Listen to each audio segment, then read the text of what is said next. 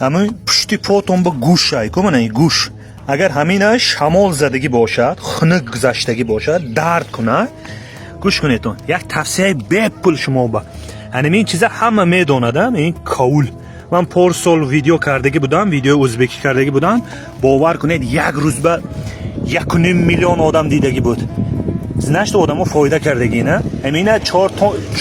دانه میچینم بینه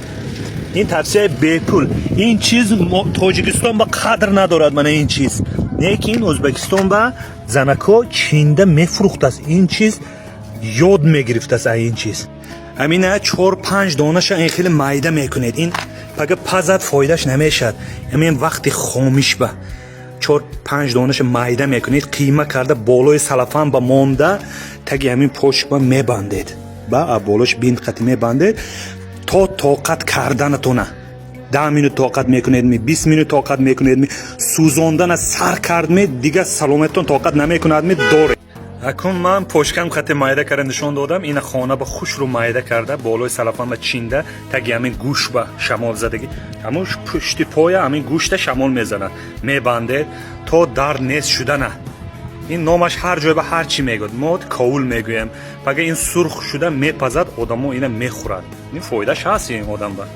این بسیار نمونتون که میسوزاند پایه بون شب مانده خوابتون نبرد که پشک میسوزاند چی که این یاد میگرفته است کیم چخیل با دارو میگرفته است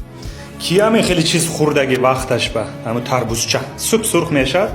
با مزه رنگ خلوبنک سلامت باشتون همین خامش بانکا با پوشیده پرتویده میشد بعد زمستون میام در کار میشد گجا شمال زدگی باشد میان با مانیدن میشد 10-15 مینوت تا سوزانده سخت میسوزاند و طاقتتون نمیرسد که و گیران پرتوید که با جوش پایش نموند غلام جان 93 تاجیکستان جانی دلم وطنم من یک بار شما به قشلاق من نشان دیم